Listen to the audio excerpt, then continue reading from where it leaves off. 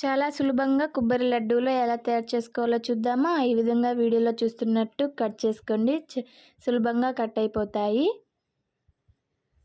ఈ విధంగా కట్ చేసుకున్న తర్వాత మిక్సీ జార్లో పొడి చేసుకోండి. మీరు కావాలంటే తురుము కూడా పట్టుకోవచ్చు. ఈ విధంగా కొలుచుకొని పక్కన పెట్టుకొని నెయ్యి వేసుకొని ఫ్రై చేసుకోవాలి మంచిగా మిశ్రమాన్ని పచ్చివాసన పోయేంత వరకు. నాకైతే 3 గ్లాసులు అయ్యాయి. ఈ మిశ్రమాన్ని ఒత్తుకొని వేసుకోవాలా లేకపోతే మామూలుగానే గ్లాసులో వేసుకోవాలా అని డౌట్ ఉంటుంది. గ్లాసులో మంచిగా ఒత్తుకొని వేసుకోండి. పచ్చివాసన పోయేంత వరకు ఫ్రై చేసుకోండి. తర్వాత 3 కప్పుల కొబ్బరి పొడికి 2 కప్పులున్నర సరిపోతుంది బెల్లం. లోనే 3/4 కప్పు వాటర్ పోసుకొని మంచిగా కరగనివ్వాలి. పాకం ఏమీ అవసరం లేదు. ఈ విధంగా కరిగిపోతే సరిపోతుంది. కావాలంటే మీరు వడకట్టి కూడా తీసుకోవచ్చు నలకలు ఏమైనా ఉంటే. తర్వాత కొబ్బరి కూడా వేసుకొని ఉండలు లేకుండా మంచిగా మిక్స్ చేసుకోండి. దీనిలో విటమిన్లు, ఖనిజాలు మరియు ఫైబర్లో సమృద్ధిగా ఉంటుంది. ఇది శరీరానికి అవసరమైన పోషకాలు అందిస్తుంది. అడుగంటే ఛాన్సెస్ ఉంటుంది. మంచిగా మిక్స్ చేసుకోండి. దగ్గరే ఉండండి. మీరు కొలుచుకున్న గ్లాస్తోనే ఏదైతే ఉంటుందో దాంతో 1 కప్పు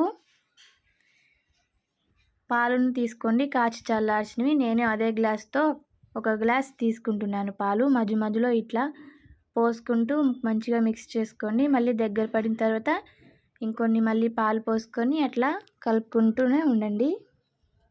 ఈ విధంగానే మొత్తం దగ్గర పడేలాగా పాలు అయిపోయే లోపల మంచిగా మిక్స్ చేసుకోవాలి.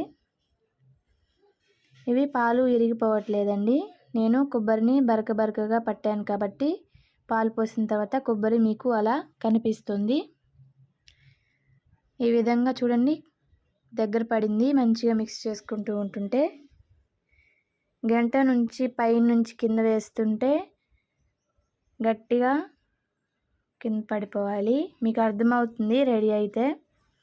ఈ విధంగా చేయికి తడి చేసుకొని ఉండ అవుతుందా లేదా చెక్ చేయండి.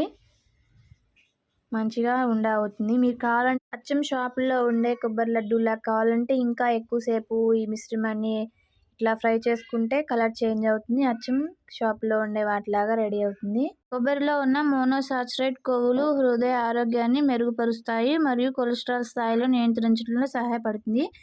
ఇప్పుడు స్టవ్ ఆపుకోండి. ఈ విధంగా తయారైపోయిన తర్వాత కొంచెం చల్లారిన తర్వాత మీకు నచ్చిన షేప్లో లడ్డూలు చుట్టుకోండి. ఈ వీడియో మీకు నచ్చిందని అనుకుంటున్నాను.